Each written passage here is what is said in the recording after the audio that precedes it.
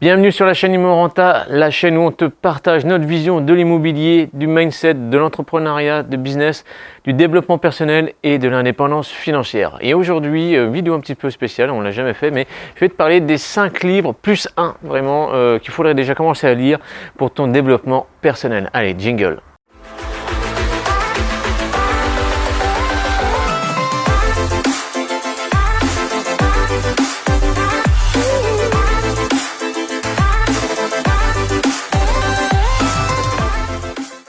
Alors ouais, dans cette vidéo, je vais te parler des 5 livres qu'il faut vraiment lire. Et je t'en file un aussi en bonus, qui sont très sympas, très faciles à lire et surtout qui vont t'aider dans le développement personnel. Mais avant ça, si tu t'es pas encore abonné à la chaîne, je t'invite à t'y abonner. Tu nous mets un pouce, ça nous fait toujours plaisir.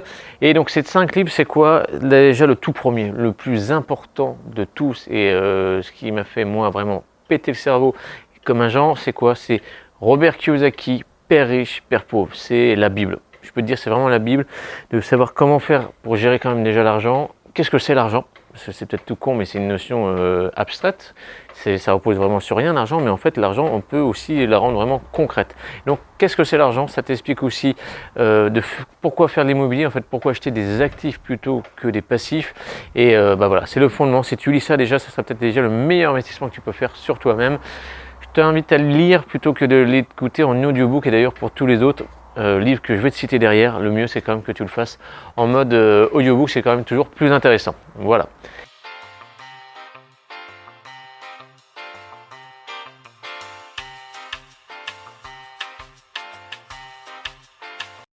Deuxième livre que je te conseille, c'est le livre de Stephen Covey, c'est les 7 habitudes de ceux qui réussissent tout ce qu'ils entreprennent.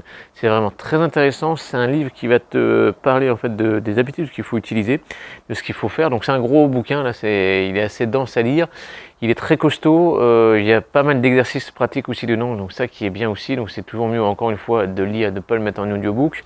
Pourquoi ? Parce que ça va te montrer en fait ce que tu fais peut-être dans la vie avec un certain niveau de résultat, tu pourras en avoir 3 fois plus pour peut-être même moins de travail. Donc ça qui est assez intéressant, il va te parler même de la production par rapport à ta capacité de production, savoir quand tu es en max ou pas, ou si tu penses que tu es au max, mais en fait tu pourrais aller jusque là, sauf que tu es organisé tellement comme une brêle, que forcément tu n'arrives pas à faire les choses. Voilà, tu as vraiment tout ça qui fonctionne dedans et c'est franchement formidable. Je ne te cache pas qu'il est long à lire, mais si tu veux vraiment te développer au niveau personnel, ça il faut le lire à mon sens. Voilà.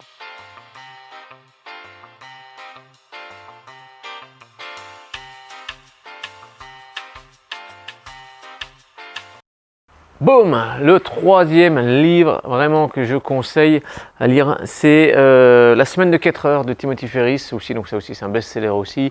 Qu'est-ce qu'il dit lui en fait? Dans la semaine de 4 heures, il dit en fait les gars, passez pas tout votre temps à bosser, d'accord?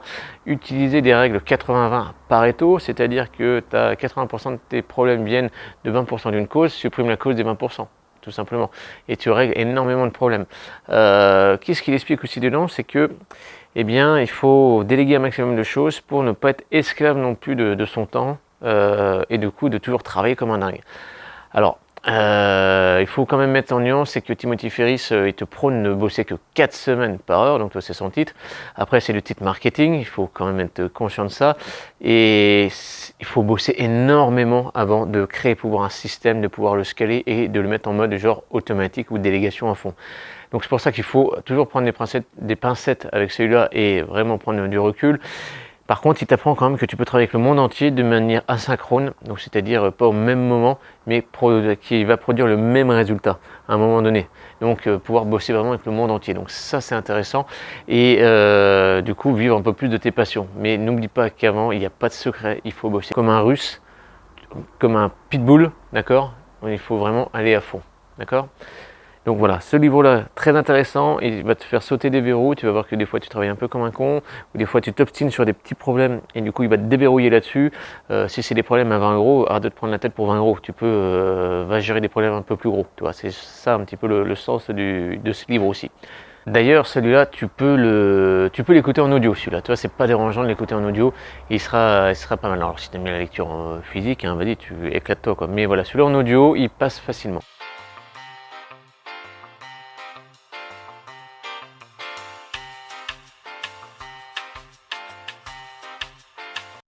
Le quatrième livre où j'aime beaucoup ce livre-là, c'est, alors le titre est un peu con, je suis désolé, mais c'est Comment se faire des amis de Dale Carnegie.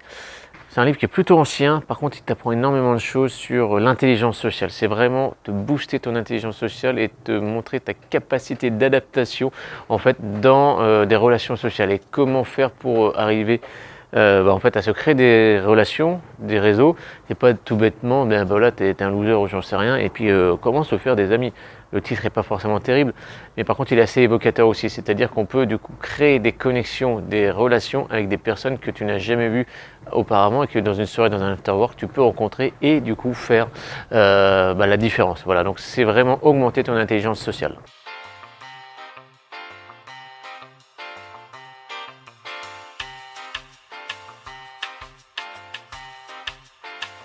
Le cinquième livre, celui-là qui est, je trouve, très intéressant, excellemment bien documenté, parce que c'est vraiment la vie du gars et tous ses travaux qui sont dedans, c'est de Robert Cialdini, qui est vraiment super, parce que c'est un sociologue très intéressant aux États-Unis, qui t'explique en fait tous les principes d'influence et de manipulation qui peuvent exister dans des propositions commerciales, mais qui sont en fait malhonnêtes, ou même comment on peut t'utiliser contre ton gré. Donc c'est vraiment très intéressant pour éviter de se faire avoir à son insu, etc. Tu sais, comme le fameux Richard Virin qui s'est fait piquer à son insu, bref. En tout cas, c'est un livre très intéressant parce qu'il retrace l'histoire en fait des manipulations du marketing et autres, qui va vraiment te permettre toi de te défendre aussi, surtout dans l'immobilier ou dans l'indépendance financière ou même dans la vie de tous les jours, de comprendre le système, de dire mais attends, qu'est-ce qu'on a voulu te faire faire là? Il dit attends, là je suis pas d'accord avec ça parce qu'on a utilisé telle technique sans que tu les vois. Sauf que quand c'est révélé, c'est beaucoup plus facile de pouvoir dire attends, non, je ne fais pas attraper dans un piège abscon et où tu serais bloqué. C'est pour ça que c'est vraiment top ce livre-là. Parce que voilà, il va te donner des armes pour mieux te défendre et contre la manipulation, d'accord? Et bien sûr, alors tu peux l'utiliser dans l'autre sens, mais si c'est contre le gré des personnes, là par contre ça va pas être cool. Et je vais dire une chose, ça ne le fais pas. Après tu fais ce que tu veux, t'es grand, etc.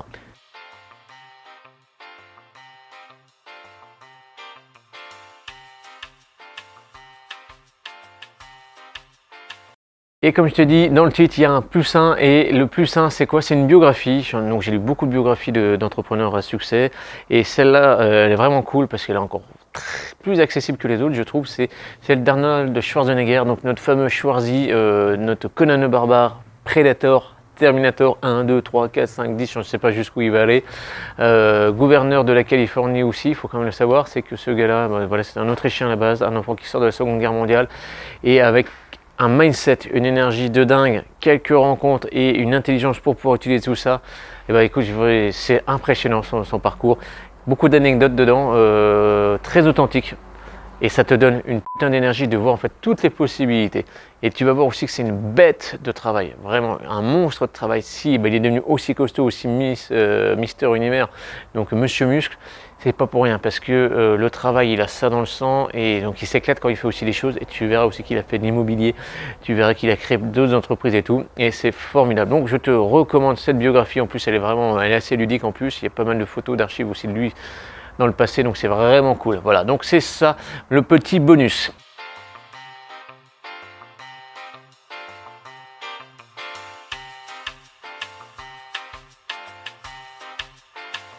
Donc si tu as aimé cette liste, n'hésite pas à mettre un like. Si tu en as déjà lu, n'hésite pas à mettre les commentaires pour savoir un peu le retour, ce que tu en as pensé toi aussi sur ce bouquin-là. Je me ferai un plaisir d'y répondre, ou même sur Insta et tout. Tu n'hésites pas. Et puis on se retrouve dans une prochaine vidéo sur la chaîne YouTube. Allez, ciao!